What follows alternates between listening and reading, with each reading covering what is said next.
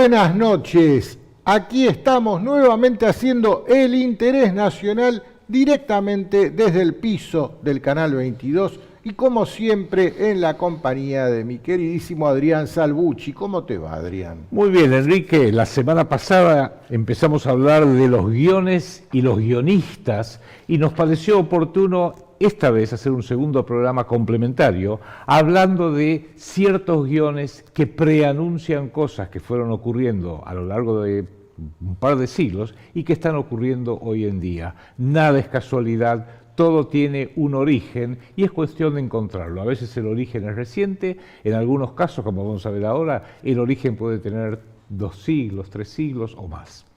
A ver si entendemos. Todo esto que llamamos realidad no es más que una película. Si vieron la primera parte del interés nacional en esta, que hablamos de los guiones y los guionistas, el miércoles pasado, se darán cuenta que existe un grupo de gente que se reúnen en los think tanks, que los describimos en las entregas anteriores del interés nacional, que se dedica a escribir los guiones de las películas que vamos a ver. Por ejemplo, anoche en nuestra transmisión de Antisistemismo Explícito hablábamos de un guionista muy famoso, Sir Henry Kissinger, que allá en el 2012 dijo: en 10 años no habrá más Israel. Bueno, esos 10 años, 12 exactamente, bueno, no son precisos a la hora de marcar la fecha, estamos viendo que esa posibilidad puede llegar a concretarse y ellos lo saben. Entonces, ¿cómo es? ¿Este señor tenía la bola de cristal en el 2012 o este señor fue el que escribió el guión de la película que se iba a filmar? Fue el guionista. Innegablemente, y para hablar de todos estos temas que queremos dar un par de ejemplos, hay 2 formas de hacerlo. Está la versión de 28 minutos a la versión de 15 días. Vamos a hacer la versión de 28 minutos porque son demasiados ejemplos, muy complejos, muy enrevesados, laberínticos, inclusive de procesos históricos, políticos, culturales, pero dijimos, agarremos uno cualquiera como para empezar. Y uno cualquiera como para empezar es un opúsculo escrito por la masonería británica en el año 1711 por un caballero noble que... Un distinguido caballero. Ni se lo identificó y se llamaba Una propuesta para humillar el reino de España. Y ese destacado caballero, 1711, luego ya sí fue uno de los participantes de la fundación de la Gran Logia Inglesa en 1717, se acaban de celebrar los 300 años hace un par de años atrás, de la masonería británica, que es uno de los, llamémoslo, los think tanks, los elaboradores de estos guiones a lo largo de los siglos. Vos fíjate, este guión casualmente de 1711, su autoría se la puede adjudicar al almirantazgo británico y es la base de la geopolítica del siglo XX y XXI, lo que vimos en este guión. Vos fíjate cómo se han tomado su par de siglos para ejecutarlo. Tiempo geopolítico, tiempo a largo plazo, porque por ejemplo como esto tenía mucho que ver con la masonería británica que se consolida a partir de 1717, unos poquitos años después que este caballero destacado escribió una propuesta para humillar al reino de España, se funda el Gran Oriente francés, que es el propugnador de la Revolución Francesa de 1789, va todo trabajando más o menos mancomunadamente, pero como dice Enrique, vamos a ir a largo plazo, con tranquilidad, haciendo el plan A, pero también el plan B, y si eso no funca, el plan C, el plan D, y etcétera, porque hay que ver con flexibilidad cómo lo vamos llevando esto adelante.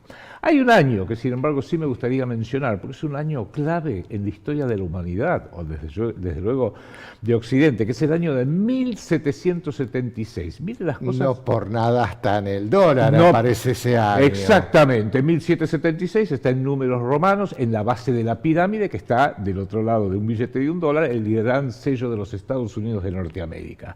El 4 de julio de 1776, ¿qué pasó? La declaración de independencia de las 13 colonias originales de Estados Unidos anti-Inglaterra. Ajá, pero por eso no está ahí en No, la bueno, base de la pirámide. vamos a ir viendo. 1776, por eso, y ojo, los revolucionarios norteamericanos pelearon muy heroicamente contra los británicos de aquella época, lo hicieron muy bien. Pero aquí que unos meses antes, el 1 de mayo de 1776, se funda en Baviera el grupo conocido como los Illuminati, un tal Adam Weishaupt, que nadie sabe si existió porque Weishaupt en alemán quiere decir cabeza sabia, muchas cosas que podemos llegar a evaluar, pero a partir de ahí dijeron, bueno, vamos a diseñar un plan para ir creando despacito un gobierno mundial, plan descripto, originado en Baviera, en Alemania, Adam Weishaupt, 1 de mayo de 1776, luego 4 de julio. Perdóname, ¿cuándo fue? 1 de mayo de 1776. Ajá, fundan la logia de los Illuminati. Así es. ¿Vos sabés cómo llaman dentro de la masonería a sus tenidas? Tenidas son misas, digámoslo así, rituales. Trabajos. Trabajos, sí señor. Y entonces, ¿qué día es el 1 de mayo? El Día del Trabajo. Ah. Sigamos, porque todo tiene, hasta los datos más grandes, más generales, o a veces los detalles más pequeños, uno puede, cuando empieza a tirar del hilo, llegar a orígenes que suelen tener muchas cosas en común. Pero 1776 también es un año importante para nosotros, los iberoamericanos, porque el 3 de agosto de 1776, menos de un mes después de la declaración de independencia de los Estados Unidos, se forma el Virreinato del Río de la Plata. Y cuidado que el Virreinato del Río de la Plata abarca lo que es buena parte del Perú, Bolivia, Paraguay, buena parte de Chile, es bioceánico. Miren el concepto geopolítico tan importante, bioceánico, una parte en el Atlántico, otra parte en el Pacífico, obviamente. Desde luego la República Argentina, la Banda Oriental y 3 provincias de lo que hoy es el Brasil. Ya veía España que había que hacer una contraposición, habría que empezar a diagramar un imperio que fuera auténticamente iberoamericano, pero a la larga ganó la ideología británica que hasta se infiltró, es terrible decirlo, pero nuestros propios padres de la patria, San Martín, Miranda, Bolívar, O'Higgins, todos libertadores de España. Pero España no era nuestro enemigo y no lo es. Bueno, hoy España es cualquier cosa. No era nuestro enemigo geopolítico, todo lo contrario.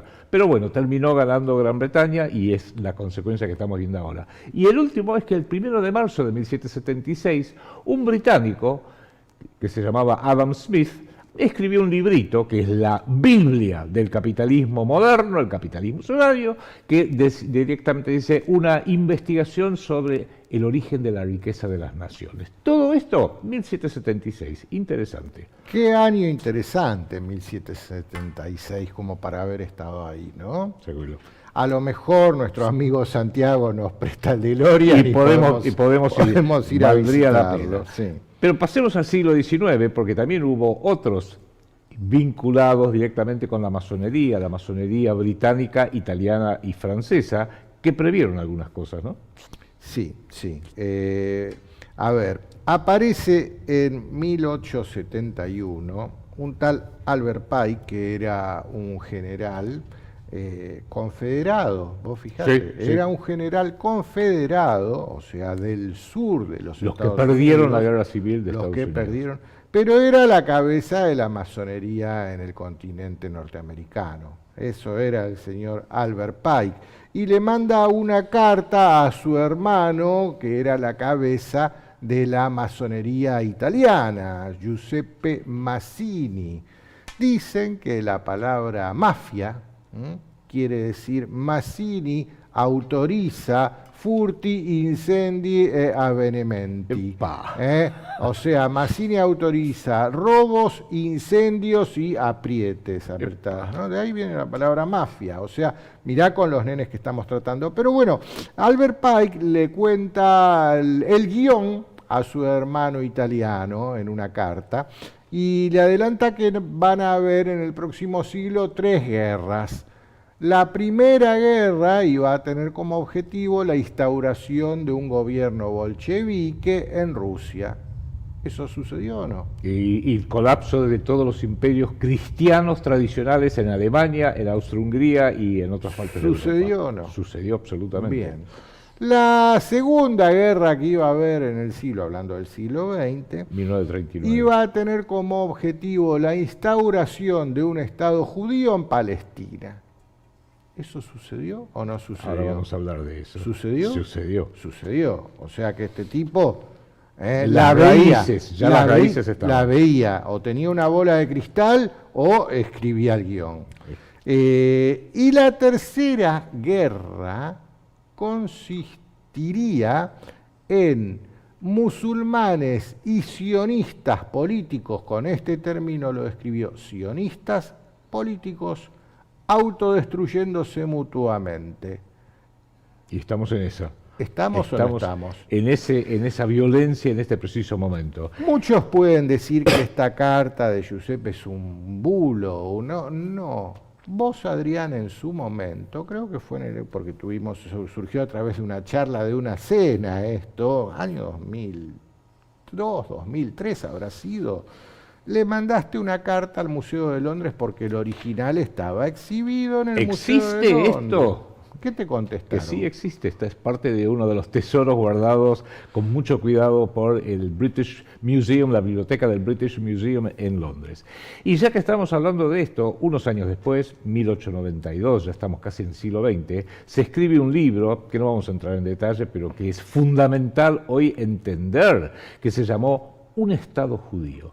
Lo escribió un abogado que vivía en Viena, en el entonces Imperio Austrohúngaro, que se llamaba Teodoro Herzl. Y uno diría, bueno, escribió un libro, sí, no, pero empezó lo que era todas las migraciones de poblaciones judías y hebreas en distintas partes de Europa hacia otros lugares, hacia Palestina, y tenía otros planes también interesados. Y tenía un amplísimo financiamiento de las dinastías financieras de aquella época, los Rothschild, los Hirsch, los Warburg, Schiff, Bleichräder, los Goldman, los Kuhn-Loeb, realmente capital financiero poderosísimo, y preveían, hay un capítulo, como argentino a mí me preocupa, que decía, bueno, vamos a tratar de hacerlo en Palestina. En una de esas va a ser muy difícil y nos va a llevar mucho tiempo. Entonces escribió un artículo que decía, ¿Palestina o Argentina? Riman. Y como decía el gran norteamericano Mark Twain, la historia nunca se repite, pero suele rimar. Entonces cuando yo leo Palestina o Argentina, me empiezo a preocupar un poquito. Ya pasando un poquito más adelante, en el siglo XX o estando ya en el siglo XX, es interesante ver que hubo gente del propio sistema que discretamente trató de avisarnos, nos trató de decir, che, tengan cuidado, guarda que hay guionistas. Y lo hicieron, vamos a citar dos ejemplos, de gente que estaba tan encumbrados en un puesto de poder tan enorme que sabían de qué se trataba. Uno fue el presidente norteamericano Dwight Eisenhower, que había sido el comandante de las fuerzas aliadas en la Segunda Guerra Mundial, un héroe de guerra, realmente un hombre respetado enormemente en un momento que Estados Unidos valía la pena por lo menos considerarlo. Que fue el antecesor de Kennedy. Que fue el antecesor de Kennedy, y cuando está entregándole el poder a John Fitzgerald Kennedy en 1961 da un discurso a todo el pueblo y le dice al pueblo norteamericano, tengan cuidado, mantengámonos todos alerta ante el poder,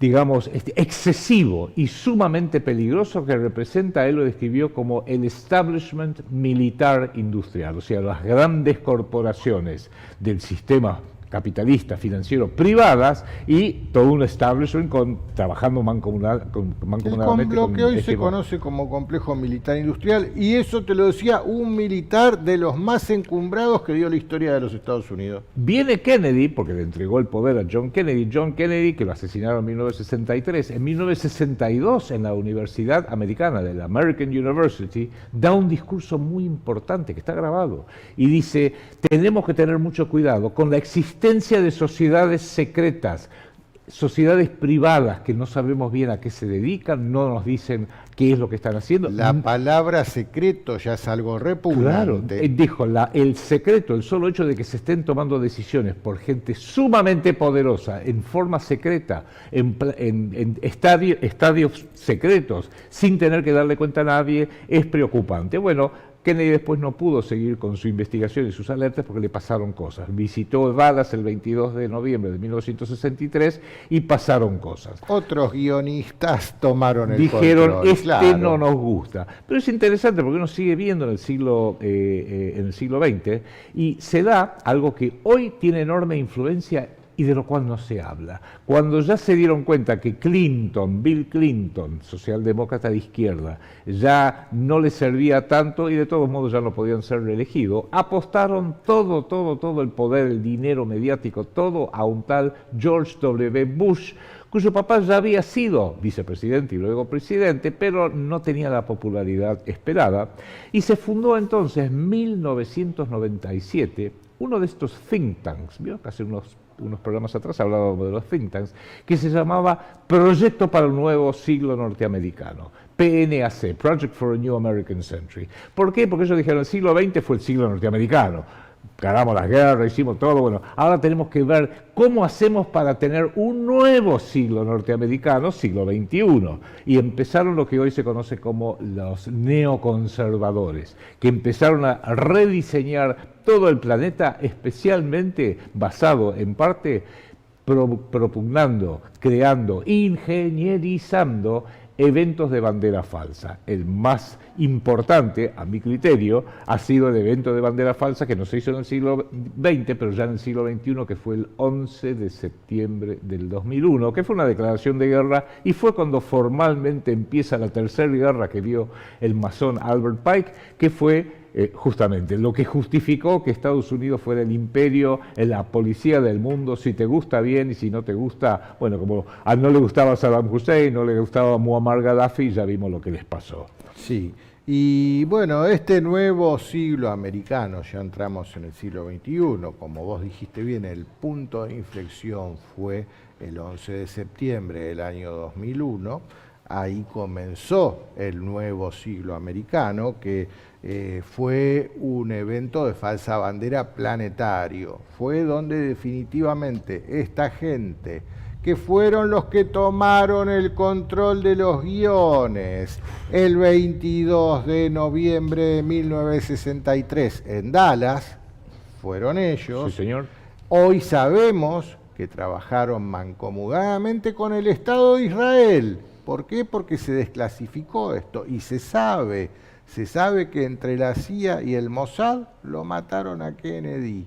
Se sabe, pero ya es oficial. No le mueve un pelo a nadie, aparentemente. Sigue entrando el presidente de Israel al Congreso norteamericano y todos aplauden de pie. Como dueño del boliche, por así decirlo. Exactamente. Y de ese proyecto para un nuevo siglo norteamericano surge un trabajo hecho oficialmente por pseudo norteamericanos, ahora les voy a decir por qué creo que son pseudo norteamericanos, pero no para el gobierno de Estados Unidos, sino para el gobierno del Estado de Israel, más precisamente para el entonces primer ministro que era Benjamín Netanyahu, que se llamó, es un libro que se puede ¿quién?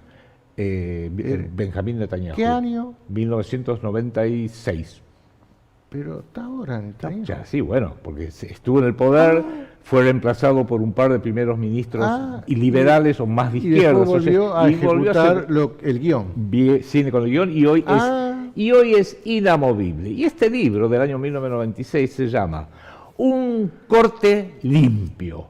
¿Cómo vamos a hacer para asegurar el reino? Pero si Estados Unidos no es un reino, no te equivoques.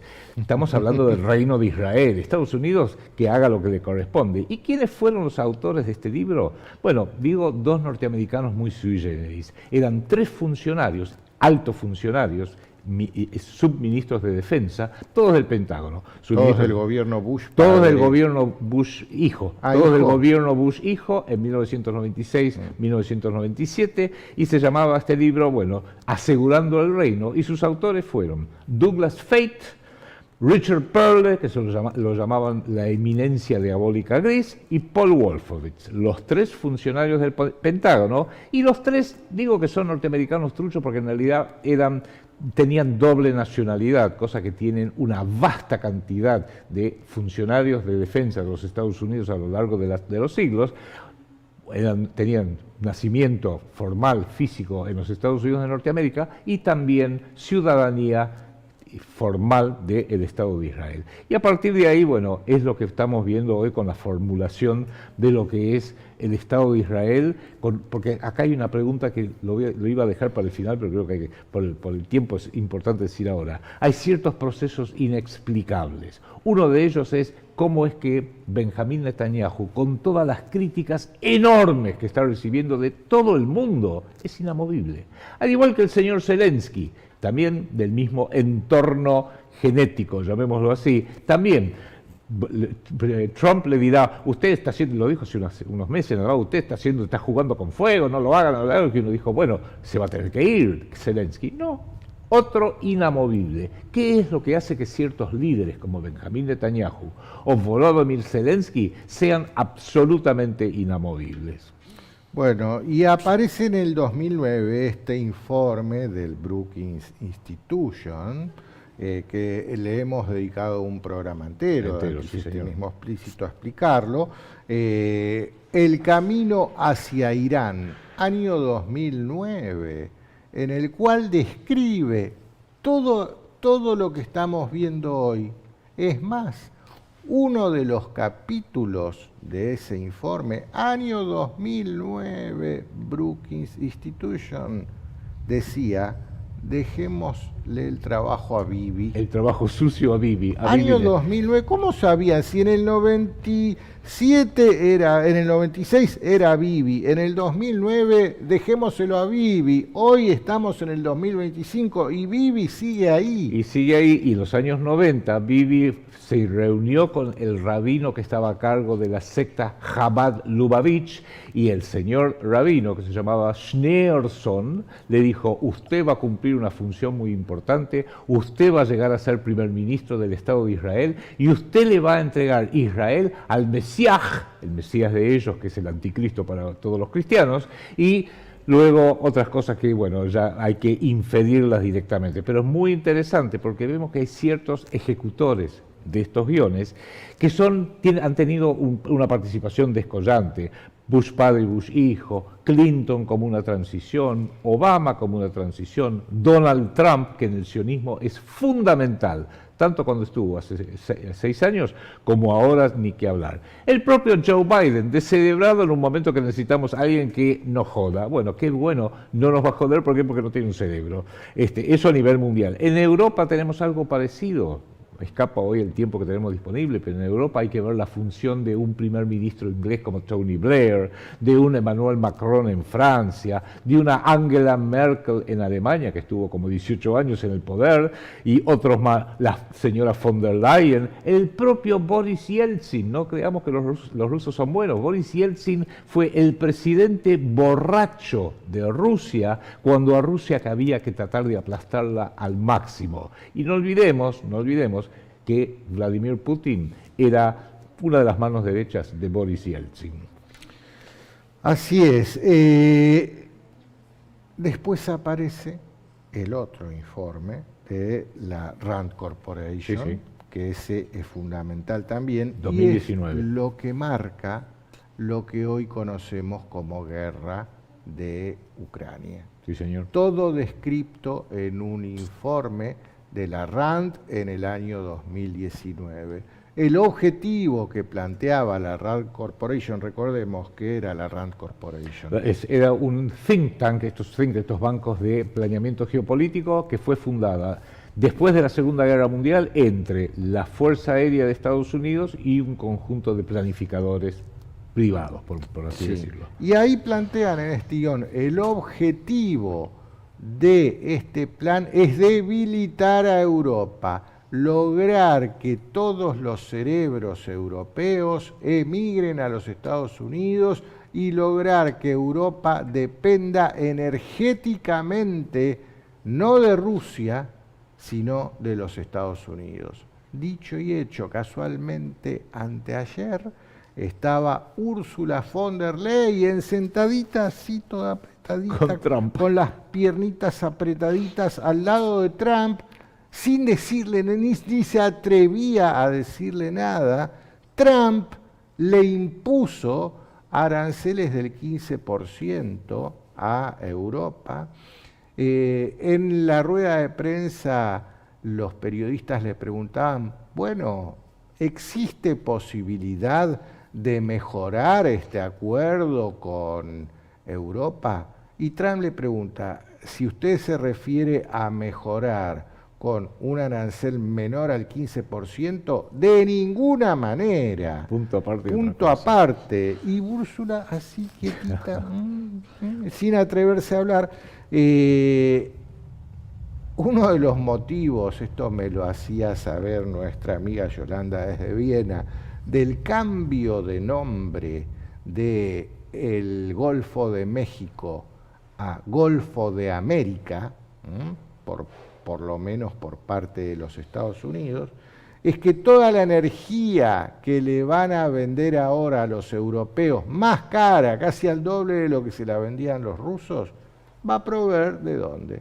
Del Golfo de América. Obviamente. No podía proveer del Golfo de México. Son muchísimos los ejemplos que podríamos dar, apenas estamos rozando la superficie, pero hay uno que vale la pena decir porque evidentemente los guionistas dijeron, tenemos que también hacer algo como para que la humanidad empiece a tomar conciencia que mandamos nosotros. Entonces, desde el ámbito privado, en el 2020 ocurrió lo que todos nos recordamos muy bien, quedamos encerrados a nivel planetario todos los seres humanos del planeta Tierra, especialmente en Occidente. Y uno diría, bueno, pero fue una pandemia, ajá. ¿Y cómo era que 3 meses antes, en noviembre del 2019, 6 semanas antes nada más, se hizo un simulacro que se llamó el Evento 201. Vamos a hacer de cuenta qué haríamos si hubiera una pandemia. Está televisado esto. ¿Cómo lo reportaríamos? ¿Cómo lo indicaríamos? ¿Cómo coordinaríamos las fuerzas de seguridad, de salud, etcétera, etcétera, etcétera? ¿Y quién hizo esto? Lo hizo Bill Gates, ¿quién lo financió? La Bill y Melinda Gates Foundation, el think tank Foro Económico Mundial y la Universidad Johns Hopkins, que fue la que informó al planeta entero acerca de lo que había que hacer. ¿Cómo lo supieron 6 semanas antes? Pero no importa, esa es una de las tantas preguntas que tenemos que tener acá presentes. Es que no son preguntas, son los guiones y los guionistas. ¿Por qué nosotros hoy, para ir cerrando, le dedicamos todo este tiempo a explicar guiones y guionistas? Porque desde el interés nacional, que ese es nuestro leitmotiv, la defensa del interés nacional, hay que entender que Argentina está en el mundo. Si no me creen, miren un mapa del mundo y van a ver que por suerte el lugar más alejado del mundo somos nosotros, por suerte. Pero así todo, por más que seamos el lugar más alejado del mundo, estamos dentro del mundo. Y hay que entender cómo funciona el mundo. Ese es nuestro objetivo desde el interés nacional hacia ustedes que nos siguen. Explicarles cómo funciona el mundo. Y los guiones es la parte central y los guionistas hay que identificarlos. ¿Es así, Adrián? Bien dicho, Enrique, y justamente es lo que esperamos que vayamos despertando, nos va a permitir explicar lo inexplicable, porque si no, ¿cómo se explica Benjamín Netanyahu inamovible? ¿Cómo se explica Volodymyr Zelensky inamovible? ¿Cómo se explica Javier Milei? Piense eso, ¿cómo se explica que este país hoy esté a cargo de un Javier Milei? Bueno, busquemos los puntos en común y ahí las respuestas empiezan a surgir solas. Bueno, por hoy día vamos a llegar hasta aquí solamente. Nosotros vamos a volver con el interés nacional el miércoles que viene. Y ya saben, la mejor manera de colaborar es difundiendo, así que difundan y difundan. Adrián, nos veremos la próxima. Sí, señor. Muchas gracias a todos. Chau. Chau.